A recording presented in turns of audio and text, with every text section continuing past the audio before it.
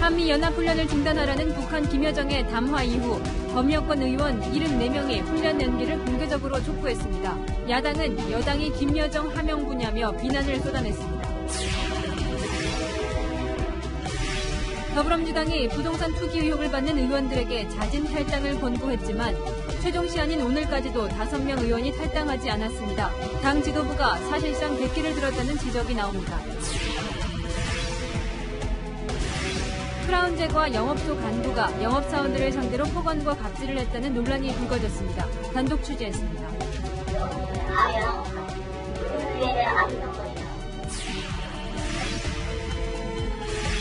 코로나 4차 대유행 이후 비수도권 확진자 수가 최대치를 기록했습니다. 걷잡을 수 없는 확산세에 창원과 충주 등 거리두기 4단계 적용 지역이 속출하고 있습니다.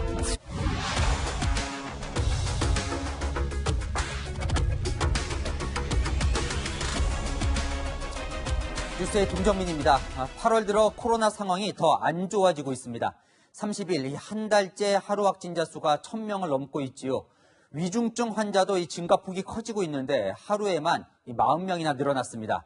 무엇보다 걱정인 건 이 수도권에서 전국으로 확 퍼져가고 있다는 겁니다.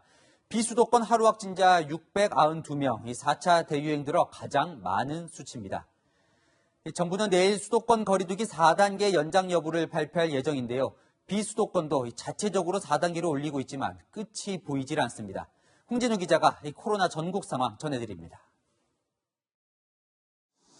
교회 문이 굳게 닫혀있고 폐쇄 명령서가 붙었습니다. 지금까지 이 교회 관련 확진자는 대구에서만 122명, 경북까지 포함하면 110명이 넘습니다. 이 교회는 대구 두 곳과 경북 안동에 같은 이름의 자매 교회를 운영했고 신도들은 주말마다 교회들을 오가면서 예배를 받습니다. 교회가 설립한 대안학교 행사에선 방역 수칙을 어긴 것으로 드러났습니다.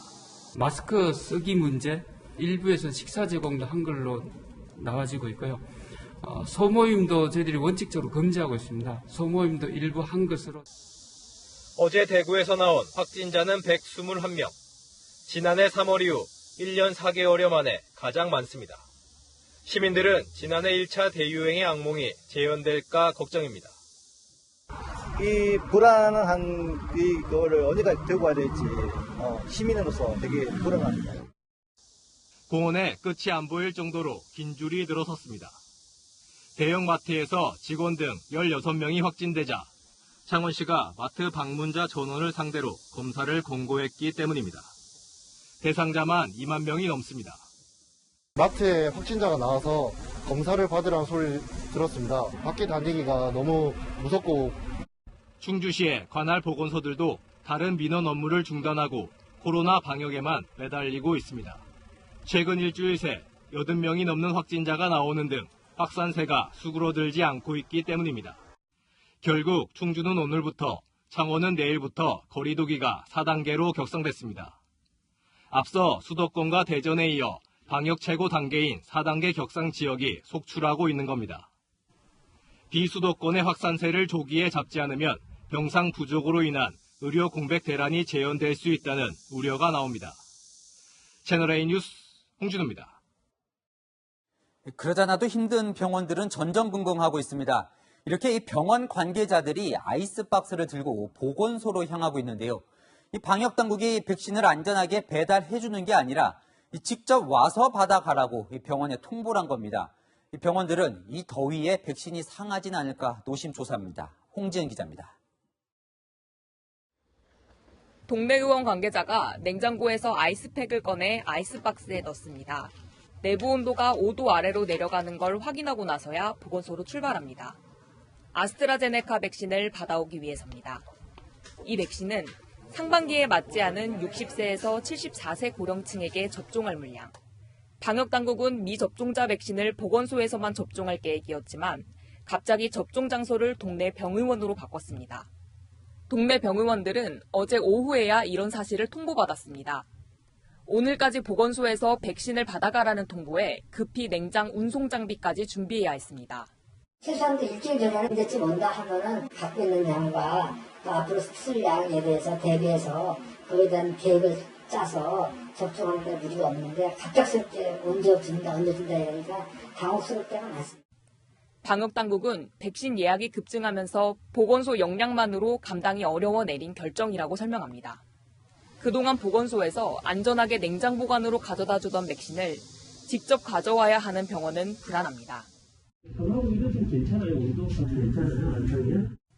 화이자나 모더나 백신만큼 민감하지 않지만 아스트라제네카 백신은 적정 온도를 못 지키면 변질될 수 있습니다.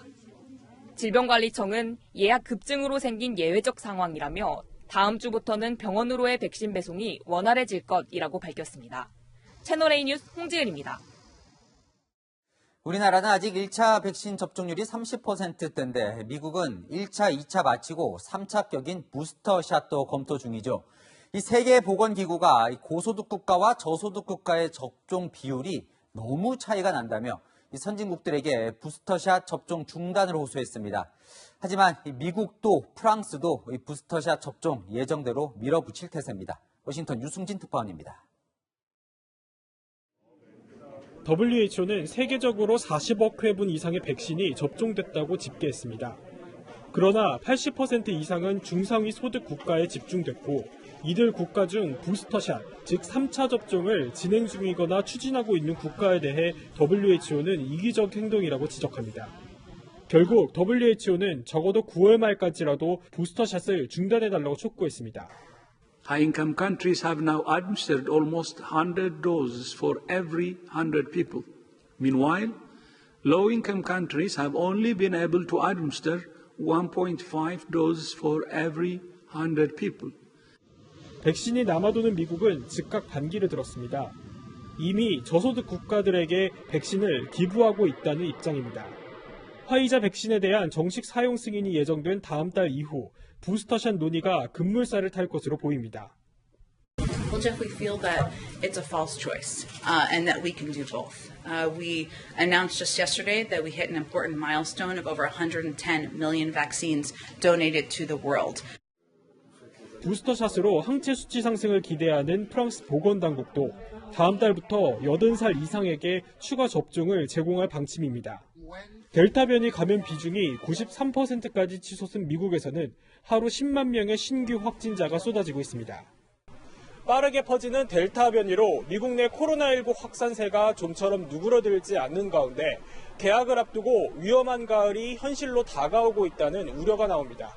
워싱턴에서 채널A 뉴스 유승진입니다. 예정대로라면 한미연합훈련이 다음 주 시작되는데요. 여권은 아직도 갈팡질팡입니다. 훈련을 중단하라는 이 김여정의 말 한마디에 이 혼란이 시작됐죠. 민주당이 다수 포함된 범여권 의원 74명이 공개적으로 훈련 연기를 촉구했지만 이 송영길 민주당 대표는 김여정 말 때문에 연기하는 건 맞지 않다, 강행을 주장하고 있습니다. 청와대는 입장이 없다고 합니다. 김철웅 기자입니다. 북한 김여정 부부장의 한미연합훈련 취소 요구에 더불어민주당이 갈렸습니다. 민주당이 중심이 된 범여권 74명 의원들은 훈련 연기를 촉구하는 성명을 발표했습니다. 김정은 남매에 걸려다닌 거 아니냐, 이런 또 반론도 있습니다. 그게 아니고 남북관계를 평화롭게 이끌기 위해서는 미국과의 군사연합훈련을 중단하는 것이 옳겠다. 하지만 민주당 송영길 대표는 일정 연기는 없다며 선을 그었습니다. 당 지도부의 입장은 원칙대로 한미합동훈련은 진행될 수밖에 없다라는 것을 다시 한번 확인하겠습니다. 오는 10일부터 사실상 훈련이 시작되는 만큼 물리적으로 중단이 어렵고 북한에 일방적으로 끌려다니는 듯한 모습이 대선을 앞두고 중도층 표심에 도움이 안 될 수 있다는 판단이 작용한 걸로 보입니다. 청와대는 군 당국의 결정을 미뤘습니다. 청와대 관계자는 한미 군 당국이 잘 조율하고 있을 거라며 청와대 입장은 없다고 말했습니다. 한미 양국이 연합훈련 준비를 상당 부분 진행한 상황에서 훈련을 늦출 가능성은 높지 않지만 코로나19 확산세에 따라 훈련 규모가 축소될 수 있다는 분석이 나옵니다. 채널A 뉴스 김철웅입니다. 국민의힘은 강하게 반발했습니다. 여당이 김여정 하명 분야, 김여정이 대한민국 국군 통수권자냐 이런 비판도 나왔습니다. 이어서 안보경 기자입니다. 국민의힘은 더불어민주당이 북한 김여정 부부장의 한마디에 연판장까지 돌린다고 비난했습니다. 김여정이 지난해 6월 대북전단 살포를 비난한 뒤 대북전단 금지법을 만들었던 민주당이 이번에도 하명을 받은 듯 행동한다는 겁니다. 반인권법인 대북전단금지법, 일명 김여정 하명법을 통과시킨 데 이어 또다시 김여정 눈치 보기에 급급하고 있습니다. 집권 여당이 김여정의 하명부입니까? 훈련은 예정대로 진행해야 한다고 강조했습니다. 교육훈련은 전투력 배양의 필수 요소로서 생명과 국가 안보를 지키는 최후의 보루는 국군의 군사력과 동맹의 확고한 방위태세 의지임을 다시 한번 인지하기 바랍니다. 당내 대선 주자들도 민주당의 행태를 이해할 수 없다고 지적했습니다. 유승민 전 의원은 김여정이 대한민국 국군 통수권자냐고 비판했고, 원희룡 전 제주지사는 김여정 한마디에 국가안보 내주자고 하니 한심하기 짝이 없다고 꼬집었습니다. 최재형 전 감사원장 역시 북한의 필요에 따라 훈련을 연기하는 건 우리나라 안보를 생각할 때 걱정되는 처사라고 했습니다. 채널A 뉴스 안보겸입니다. 이재명, 이낙연 두 민주당 후보의 네거티브 공방이 아슬아슬합니다. 이 급기야 조직폭력배, 이 조폭 친분설까지 등장했는데요. 이 두 후보가 한 남성과 각각 찍은 사진을 서로 공개하며 이 조직폭력배와 무슨 사이냐고 따져 물었습니다. 윤수민 기자가 보도합니다. 이재명 경기지사와 이낙연 전 더불어민주당 대표가 서로 조직폭력배와 무슨 사이냐며 이른바 조폭사진 공방을 시작했습니다. 상대 후보가 한 남성 A씨와 찍은 사진을 서로 공개했는데 A씨가 조폭이라는 겁니다. 포문은 이낙연 전 대표 측이 열었습니다. A씨와 이 지사가 손을 잡고 있는 사진을 공개했는데 A씨가 모 사건 판결문에 광주 폭력조직의 행동대장이라고 나와 있다며 관련성을 따진 겁니다. 둘이 사진 찍는 것만 가지고서 그게 두 사람이 마치 무슨 특수관계인 것처럼 얘기하는 것은 과장됐다는 것이죠. 똑같은 질문을 제가 이재명 캠프에 제가 드리기 위해서 그 사진을 올려놓은 것입니다. 앞서 이재명 지사 측이 조국 전 장관에게 불리한 증언을 했던 최성해 전 동양대 총장과 함께 찍은 이낙연 전 대표 사진을 올리며 무슨 관계냐고 물은 데 대한 맞불인 셈입니다. 그러자 이재명 지사 측은 조폭인 줄 몰랐다며 A씨가 이 전 대표와 함께 찍은 사진을 공개하며 반격했습니다. 이 남성은 5.18 구속 부상자 회장을 지냈고 최근 광주 철거 건물 붕괴 참사로 17명의 사상자를 낸 학동 4구역 재개발 사업에 개입한 의혹을 받고 있습니다. 이낙연 전 대표는 지난해 7월과 올해 1월 5.18 관련 행사 등에서, 이재명 지사는 지난해 11월 광주 민주화운동 단체 대표들과의 오찬 간담회에서 A씨를 만났습니다. 두 후보의 폭로전에 선을 넘었다는 우려가 당내에서 나오고 있습니다. 채널A 뉴스 윤수민입니다. 어제 대선 출마 선언을 한 최재형 전 감사원장, 첫 행보로 고향인 경남 진해를 찾았습니다. 오늘부터 휴가에 들어간 윤석열 전 검찰총장도 아버지 고향인 충남 논산을 방문할 계획인데요. 고향 민심부터 잡겠다는 의지로 읽힙니다. 정한희 기자입니다. 현충원 참배를 마친 최재형 전 감사원장은 곧장 고향인 경남 진해로 향했습니다. 3.15 민주묘지를 참배하고 천안함 수색 중 숨진 고 한주호 준이 동상을 찾아 민주주의와 국가 안보를 강조했습니다. 일정 틈틈이 지역과의 인연도 설명합니다.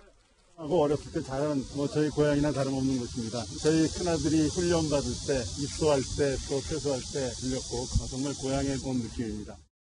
당원들을 만나 인사하고, 제가 다녔던 유치원이 파랑새 유치원인데 지금은 없어졌습니다. 이 정도 되면 진해 태생이라고 해야 되는 거죠. 시장을 누비며 상인과 시민도 만났습니다. 2박 3일간의 영남 일정을 시작한 최 전 원장은 내일 대구를 찾고 모레는 정부와 대척점에 서게 된 장소인 경주 월성원전 1호기를 방문할 계획입니다. 오늘부터 나흘간 휴가에 들어간 윤석열 전 검찰총장도 휴가 기간 중 아버지 고향인 충남 논산을 찾습니다. 파평윤씨 집성촌에 위치한 윤증 고택을 방문하기로 한 겁니다. 윤 전 총장은 지난달 대전 방문 때도 충청 지역과의 인연을 강조했습니다. 저는 서울에서 교육을 받았지만 500년 전부터 부친 또 저희 사촌들까지 뿌리는 여기 충남에 있기 때문에 아마 휴가 첫날인 오늘은 박근혜 정부에서 국무총리를 지낸 정홍원 전 총리를 만나 국정 운영에 대한 조언을 구했습니다. 채널A 뉴스 정한입니다. 또한 내로남불 민주당을 변화시키기 위해 우리 민주당은 가슴이 아프지만 불가피한 선택을 했습니다. 두 달 전 민주당은 이 부동산 투기 의혹을 받는 의원들에게 자진 탈당을 권고한 뒤 이런 의미까지 부여했었습니다. 오늘이 이 사실상 당 지도부가 최종 탈당 시한으로 못 박은 날인데요. 의원 5명은 여전히 버티고 있고 지도부는 사실상 백기를 든 모양새입니다. 최수연 기자입니다. 부동산 투기 의혹으로 당으로부터 탈당 권유를 받은 5명의 민주당 의원들이 당에 남을 것으로 보입니다. 당이 최종 탈당 시한으로 잡은 오늘까지도 탈당은 이루어지지 않았고 당 지도부도 더 이상 탈당을 압박할 생각이 없어 보이기 때문입니다. 민주당 핵심 관계자는 의원들에 대한 범죄 행위가 수사기관에서 확인된 게 아니기 때문에 지도부가 징계를 강행할 수 없는 상황이라고 설명했습니다. 탈당 권유에 대한 당 지도부의 강경한 태도는 시간이 갈수록 약해졌습니다. 오늘 최고위원회 논의를 거쳐 12명 대상자 전원에게 탈당을 권유하기로 결정하였습니다. 12명 의원 전원에 대해서 탈당을 요청하는 이런 결단을 해서 이 부동산 투기와는 단호하게 선을 긋겠다는 민주당의 의지를 보인 바 있습니다. 탈당 권유하신 지 벌써 한 달 됐는데 이거 논의가 조금 어떻게 진행되고? 추가 조치를 미루다 정부합동특별수사본부의 수사 결과가 오늘 발표될 거라며 오늘을 최종 탈당 시한으로 잡았습니다. 국민권익위법상 60일 이내에 결과를 보고하도록 되어 있습니다. 그래서 한 달이 지나기 때문에 한 달 이내에 경찰청은 신속히 처리해 줄 것을 저희가 촉구하고 있고요. 하지만 수사가 길어지면서 최종 시한은 의미가 없어졌고 탈당 권유는 없던 일이 되어가는 분위기입니다. 탈당을 거부하고 있는 의원은 김수흥, 김한정, 김혜재, 오영훈, 우상호 의원 등 5명으로 당 지도부가 이들에게 사실상 백기를 든 게 아니냐는 지적이 나옵니다. 채널A 뉴스 최순입니다.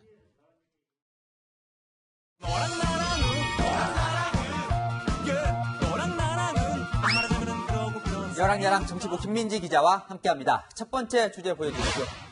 이준석 국민의힘 대표가 통신장치로 뭘 듣고 있네요. 네, 빈칸에 들어갈 말은요, 소통법입니다. 당 안팎에서 이 대표의 소통 방식에 대해서 우려가 나오고 있습니다. 그래요? 이 대표하면 이 논리가 탄탄한 이 달변으로 이 평가를 받는데 뭐가 우려됩니까? 네, 지금 국민의당과 합당 실랑이를 벌이고 있잖아요. 그런데 수위가 점점 격해지고 있습니다. 이준석 대표는 합당 예스냐 노냐 이렇게 국민의당을 연일 압박하고 있죠. 안철수 국민의당 대표, 역사적으로 이 말은 2차 세계대전 당시에 일본군이 한 말이라고 하면서 이 대표를 일본군에 비유했습니다. 예스냐 노냐 했더니 한 방 먹었습니다. 전범이라니. 앞으로 또 다른 메시지 기대하겠습니다. 마지막 문장도 뼈가 있네요. 네. 그런데 이 예스냐 노냐 이 질문 들으니까 예전에 이 국정농단 때 그 청문회 생각이 나던데요. 네, 국민의당의 이용주 의원이 한 발언이었죠. 당시 안 대표는 이 말을 또 홍보에 활용하기도 했습니다.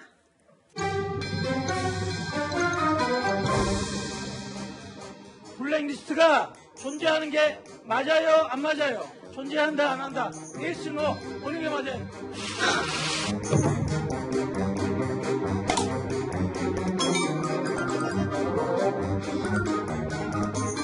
이제 이현주 형 스타로 만들어주세요. 다시 한번. 과거엔 요정이 지금은 일본군이 된 셈인데, 네. 자 그래도 뭐 합당이요 이 청문회처럼 예스냐 노냐 이렇게 추궁해서 될 일은 아니잖아요. 그렇죠. 그런데 이 대표는 오늘도 예스냐 노냐 하면서 압박을 연일 이어갔습니다. 김재원 최고위원은요, 국민의당의 체면을 살려주는 최소한의 조치는 해야 한다고, 또 배현진 최고위원도 당대표 간 날선 발언은 국민에게 불안을 줄 수 있다면서 이 대표의 자제를 당부했습니다. 아까 처음에 이제 우려 얘기하면서 당 안팎이라고 했는데 네. 당 안에서도 그럼 뭐 소통에 문제가 있습니까? 대선 주자들과의 소통이 잘 안 되는 모습인데요. 오늘 이준석 대표가 당내 대선 주자들 회의를 소집했지만 보시는 것처럼 주자들 일부만 참석했습니다. 어제 쪽방촌 그 봉사활동 때와 비슷하군요. 네, 일부 주자들 사이에서는 어제 통지해서 오늘 참석하라는 게 말이 되느냐, 길들이기냐, 줄 세우기 아니냐 이런 불만이 나오는 상황입니다. 후보들에게 기존 일정을 취소할까면서까지 전하고 싶지 않습니다. 앞으로 체제가 잘 자리 잡을 것이다. 그렇게 생각합니다. 거침없는 화법으로 주목받았던 이 대표지만 때로는 설득과 기다림의 자세도 필요하다는 것 잊지 말아야겠죠. 네, 다음 주제 보겠습니다. 선 넘은 홍보 전 요즘 여권 대선 주자들이 이 올림픽을 이 홍보에 이용하고 있나 보죠. 네, 몇 개 보여드릴게요. 그런데 안산 선수, 김연아 선수, 그리고 BTS 이 세 가지의 공통점이 뭔지 혹시 아시나요?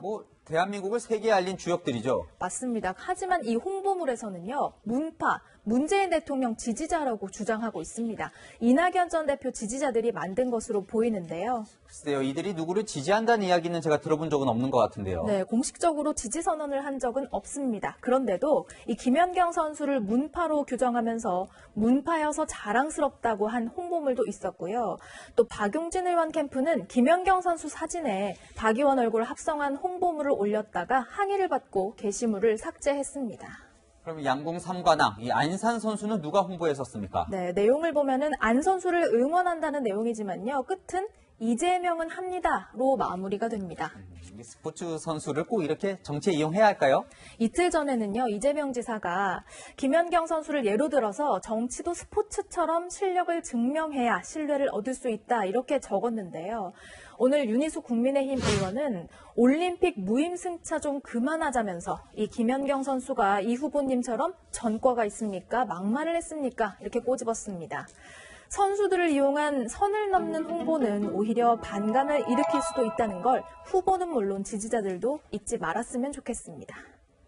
괜히 이용하려고 하지 말고요. 이 주장 김연경 선수 보십시오. 더 많이 뛰고 독려하면서 이 팀을 결속시키는 리더십. 그런 걸 이 정치권이 좀 배우면 좋겠습니다. 야랑야랑이었습니다. 태양광 발전량을 정확히 구하라. 문재인 대통령이 태양광 발전량 수치가 축소됐다며 이런 지시를 내리자마자 산업부가 부랴부랴 11%라는 수치를 내놨습니다. 그런데 하루 중 가장 햇볕이 뜨거운 시간에 계산한 수치고 실제 우리나라 연평균 태양광 발전 비중은 1%도 안 됩니다. 박지혜 기자가 취재했습니다. 숨이 턱턱 막힐 만큼 무더운 한여름. 산업자원부는 지난 한 달간 햇빛이 가장 쨍쨍한 오후 2시부터 3시 사이에 태양광 발전이 전체 발전량의 11%를 차지하며 전력난 해소에 크게 도움을 줬다고 밝혔습니다. 지난달 말 피크 시간 태양광 발전 비중이 2.9%밖에 안 된다는 보고에 문재인 대통령은 전력시장 외 태양광 비율까지 정확히 구하라는 지시를 내렸습니다.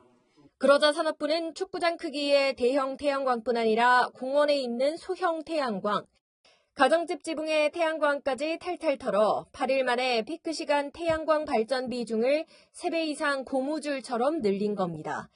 하지만 이마저도 한두 시간 뒤에 절반으로 뚝 떨어지고 해가 저물 무렵부터는 전력 공급에 거의 기여를 못합니다. 실제로 연간으로 보면 전체 에너지원 가운데 태양광 발전 비중은 1%도 채 되지 않습니다. 일조량이 가장 좋은 특정 시간을 골라 홍보했지만 정작 에너지 효율은 떨어지는 겁니다. 태양광 패널 그 비용만 따지면 안 되고 ESS를 구축할 때 필요한 그 비용도 추가를 해서 이렇게 비용이 너무 비싸지는 거예요. 전기료를 올릴 수밖에 없는 그런 상황이고 이런 가운데 오늘 대통령 직속 탄소중립위원회는 2050년까지 현재 30% 비중인 원전은 6%대로 줄이고 태양광 같은 재생에너지는 최대 70%까지 늘리는 시나리오를 발표했습니다. 채널A 뉴스 박지혜입니다. 지금부터는 채널A 탐사보도팀의 단독 취재로 이어갑니다. 지난 2013년 이른바 물량 밀어내기 갑질을 보여줬던 남양유업 사태 기억하실 겁니다. 비슷한 사건이 유명 제과업체 크라운 제과에서 일어났습니다. 코로나 사태로 영업활동이 가뜩이나 더 어려워졌는데 영업소 간부가 영업사원들에게 각종 막말로 판매 실적을 강요했습니다. 옮겨 담기 어려울 정도의 폭언을 했는데 먼저 백승우 기자가 보도합니다. 지난해 8월 오전 크라운제과의 모 지역 영업소장이 영업사원들을 불러 모았습니다. 우리 영업소 평균이 81.3이면 80% 미만자는 영업소의 암이야, 암. 조련에 대한 암덩어리야, 암덩어리. 과연해도 그러니까. 자기 무슨 존재의 가치가 있어야지, 존재의 가치가. 실적이 낮은 영업사원들을 암덩어리라고 부르며 퇴사를 압박하기도 합니다. 썩은 암덩어리 드러내지 않으면 가치라는 건 공미를 조만간에 환불을 그거 내시다. 잘 생각해보고 잘 인정을 내리라. 아니 어떻게 해서는 낫겠다라는 생각이 있었는데 아무 생각이 없는 거예요. 내가 없는 거예요. 자신의 상관인 본사 간부의 뜻이라고도 말합니다. 어제 목탁쟁이라는 게 누구냐? 진짜 대학교 얘기하는 거야 어제. 도대체 누가 어제 며칠째 부자냐? 풀어줘서 몇 명? 영업사원 A씨는 계속된 막말과 갑질을 이기지 못하고 지난해 말 회사를 그만뒀다고 주장합니다. 그만은 그 13년 근무 자체가 술을 안 먹으면 밤에 잠을 잘 수 없었어요. 또 다른 지역 영업소의 지난 8년간 판매 실적을 분석했더니 판매 목표와 실제 매출 사이에 월 평균 3천만 원에서 1억 2천만 원까지 차이가 나는 등 영업 압박이 엄청났다고 말합니다. 77월은 못할 정도의 목표를 주는 거예요. 야 너네들 하기 싫은 거 그만두고 나가. 할 사람은 많아. 왜? 소모품에 하나 있으니까. 크라운제과 측은 문제를 인정하면서 즉각 인사조치했다고 밝혔습니다. 윤리 경영에 어긋나는 부적절한 발언에 대해서는 즉시 인사조치는 물론 향후 재발 방지를 위해서 다양한 노력들을 진행을 하고 있습니다. 목표량을 과도하게 주고 무조건 달성하라는 식의 제과업계 유통 관행이 바뀌지 않는다면 갑질 논란은 끊이지 않을 것이라는 지적이 나옵니다. 채널A 뉴스 백수호입니다. 이런 과도한 실적 압박은 재고 떠넘기기까지 이어졌습니다. 전산상의 판매량을 실제보다 많게 기재하고 부풀린 양만큼을 영업사원에게 떠안기는 수법입니다. 이어서 이서연 기자가 단독 보도합니다. 지난해 여름 녹음 파일에서 영업소장이 실적 얘기를 하다 당겨 떨었다는 일반인에겐 생소한 말을 꺼냅니다. 실제 판매가 얼마냐? 4.5%, 4.5%. 어제 판매 지지하는 건 몇 프로냐? 여기 보시면 5.3%예요. 왜 5.3%가 아니라 이렇게 빠졌어요. 실제는 4.5% 팔렸는데 전산상에 5.3% 팔렸다고 부풀려 적는 것을 업계에선 당겨 떨었다고 표현합니다.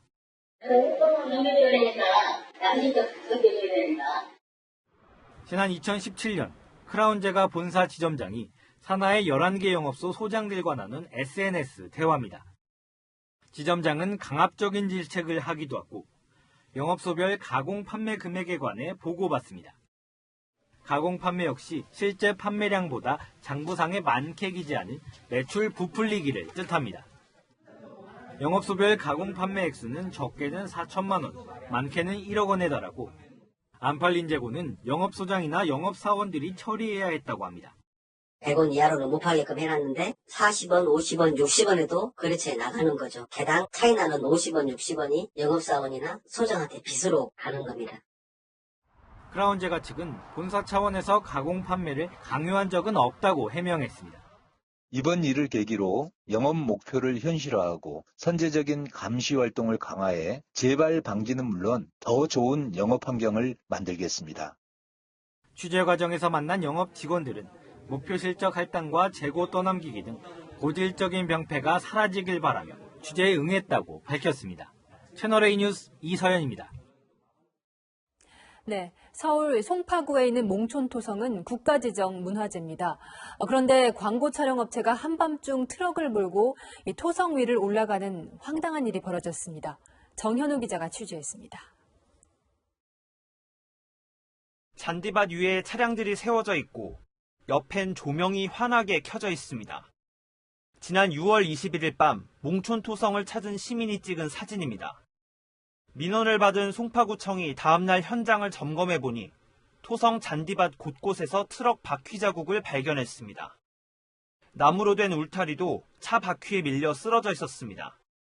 구청 조사 결과 한 업체가 광고 촬영을 위해 트럭을 몰고 토성에 들어간 사실이 드러났습니다. 이 업체는 하루 전날 구청에 토성에서 광고 촬영을 하겠다며 허락을 받았는데 문제는 약속한 조건을 어긴 겁니다.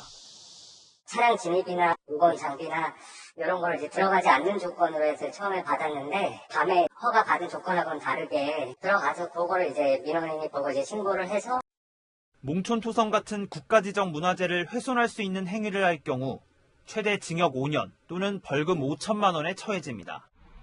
구청은 해당 업체를 경찰에 수사 의뢰한 상황. 업체 측은 별다른 입장을 내놓지 않고 있습니다. 지역체들이나 제작사들이 얽혀 있는 상황에서 먼저 지금 뭔가를 말씀을 드리는 건 아닌 것 같아요. 지난해엔 20대 남성이 국가지정 문화재인 경주 황남동 고분 위에 차량을 주차해 논란이 일기도 했습니다. 검찰은 이 남성을 문화재 보호 봉사활동 40시간을 조건으로 기소 유예했습니다. 채널A 뉴스 정현우입니다. 편의점에서 심장마비 증상으로 쓰러진 50대 손님을 아르바이트생이 심폐소생술로 살렸습니다. 간호대 학생이라는 이 시민 영웅을 김은지 기자가 만나봤습니다. 편의점 계산대에 물건을 올려놓던 중년 여성이 갑자기 의식을 잃고 쓰러집니다. 이를 지켜본 아르바이트생이 119에 신고하고는 곧바로 심폐소생술을 시작합니다. 가슴 압박을 한 지 3분 넘게 지나자 구급대원이 도착해 심폐소생술을 이어갑니다. 아르바이트생의 신속한 대처 덕분에 여성은 골든타임을 놓치지 않고 목숨을 건질 수 있었습니다. 이 아르바이트생은 간호대 3학년생인 21살 한솔 씨. 학교를 휴학하고 지난 5월부터 편의점에서 아르바이트를 하고 있었습니다. 쓰러진 여성이 심정지 상태인 걸 보고 응급 상황을 직감했고 학교에서 배운 대로 심폐소생술을 했습니다. 심정지가 오면은 4, 5분 뒤부터 뇌손상이 시작된다고 배워가지고 심폐소생술로 산소를 공급을 해야 되잖아요. 한 씨의 선행은 건강하게 퇴원한 여성의 가족이 편의점 업주에게 감사의 뜻을 전하면서 뒤늦게 알려졌습니다. 심폐소생술을 그렇게 정확하게 빨리 안 했으면 정말 어떤 일이 있을지도 모르는데 너무 감사하다고. 한 씨는 주변의 칭찬이 쑥스럽다면서도 다음에는 더 잘할 수 있을 거라고 말합니다. 많은 사람에게 도움이 되는 간호사가 되고 싶어요. 채널A 뉴스 김은지입니다. 네, 거리두기 때문에 하루하루 고통을 겪고 있는 자영업자들, 음식점이나 카페에서 일하는 사람들은 의심 증상이 없어도 코로나 검사를 받는 고생까지 해야 합니다. 본인들도 참 힘들 텐데 무더위에 고생하는 의료진을 위해 시원한 커피를 날랐습니다. 이솔 기자가 현장에서 함께했습니다. 뜨거운 물을 부어서 내린 커피. 얼음과 냉수를 채운 컵에 붓습니다. 쏟아지지 않게 담은 아이스커피 30잔을 들고 향한 곳은 영등포구 선별진료소. 커피를 만든 건 호프집 주인들이 모인 전국 호프연합회 회원들입니다. 폭염 속에 방호복을 입고 고생하는 의료진에게 커피를 건넵니다. 말을 많이 하니 목이 메었는데 정말 딱 맞는 선물입니다. 고맙습니다. 커피 선물이 시작된 계기는 서울시가 지난달 음식점 카페 종사자에게 내린 코로나19 의무검사 명령이었습니다. 이왕 검사받으러 가는 김에 의료진에게 도움이 될 방법을 찾다 커피 선물을 떠올린 겁니다. 코로나 확진 수가 급격히 늘어나면서 너무 고생들 많이 하시더라고요. 마침 카페도 하고 있고 그래서 시원한 음료를 전달해드리자라고 생각을 해서 어제는 용산구 선별진료소에 시원한 커피를 선물했습니다. 저희는 참고로 호프집을 하고 있지만 커피로 가져왔으니까. 지난달 21일부터 자영업자들이 이렇게 방문한 전국의 선별진료소는 100여 곳. 카페연합회에 시작된 나눔 릴레이의 바통은 동전노래방연합회와 호프연합회가 이어받았습니다. 그래서 우리도 어려운 상황이지만 이분들에게 무언가 도움이 될 수 있는 게 없을까. 생존의 기로에 서 있으면서도 의료진의 고충을 살피는 자영업자들의 커피 나눔 릴레이는 내일도 이어집니다. 채널A 뉴스 이솔입니다. 부산의 해수욕장들은 오후 6시가 넘으면 물놀이를 할 수 없다는 방역수칙이 적용되고 있습니다. 그런데 서핑을 즐기는 사람들에게는 이런 규제가 해당되지 않습니다. 배유미 기자입니다. 해수욕장에서 물놀이를 즐기는 피서객들 옆으로 보드를 탄 사람들이 서핑을 즐깁니다. 이곳 송정해수욕장에 입륙하는 시간은 오후 6시까지입니다. 오후 6시가 되자 피서객들은 물 밖으로 나옵니다. 그런데 서퍼들은 물에서 나오지 않고 주변에서 나오라고 하는 사람도 없습니다. 입욕 금지 시간이 1시간 정도 지났지만 서퍼들은 여전히 파도를 즐기고 있습니다. 물놀이는 안 되는데 서핑은 가능한 이유가 뭘까? 다른 법이 적용되기 때문입니다. 물놀이는 정해진 개장 시간에만 할 수 있지만 서핑 같은 수상 레저 활동은 해가 진 뒤 30분까지 할 수 있습니다. 해가 늦게 지는 여름, 오후 6시 이후에도 서핑이 가능한 이유입니다. 입욕 정제하는 요원들은 물놀이기만 정제를 하거든요. 아무리 나오라고 말씀을 드려도 정제가 좀 안 되는 부분이 사실상 있고요. 일반 시민들은 코로나가 걸리고 이 사람들은 코로나가 안 걸린다라는 거잖아요. 도대체 누구를 위한 법인지 진짜 모르겠네요. 코로나 확산 국면에서 다른 잣대를 적용하는 게 맞는지 재고해봐야 한다는 지적이 나옵니다. 채널A 뉴스 배윤입니다. 88%의 국민에게 선별 지급하는 것으로 결정된 재난지원금이 경기도에서 다시 논란입니다.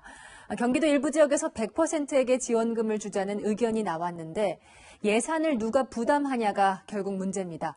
경기도민들의 생각을 제가 들어봤습니다.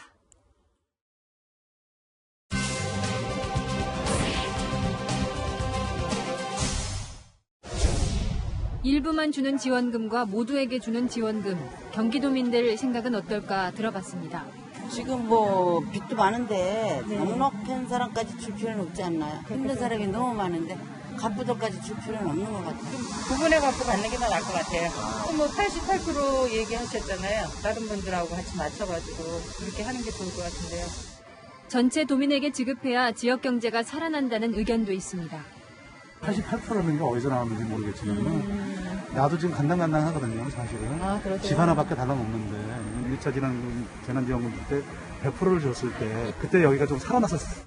그 재난지원금 10만 원, 20만 원씩 주는 걸 가지고 나와서 쓴단 말이에요, 손님. 네.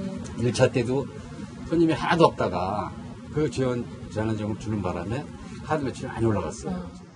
경기도 내 지자체들도 선별과 전체 지급을 두고 의견이 엇갈리고 있습니다. 일부 지역은 재정적인 부담감을 호소합니다. 저희 원암의 도시관통도로를 1년 늦췄어요. 주민들 수건 사업을 조속히 해드려야 되는데 이렇게 돈을 쓰라고 막 지침이 내려오면 곤혹스러운 거죠. 수원과 용인, 화성 등 7개 시는 재난지원금을 100% 지급하는 것이 재정적으로 어렵다는 입장입니다.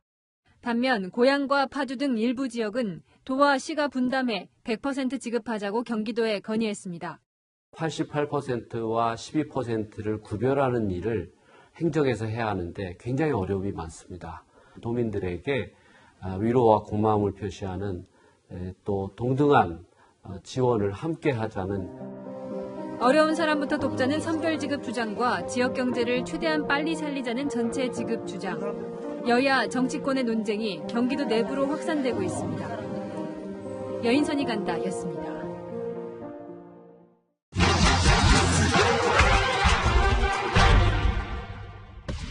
오늘 팩트맨은 서울 지하철 2호선에서 시작합니다.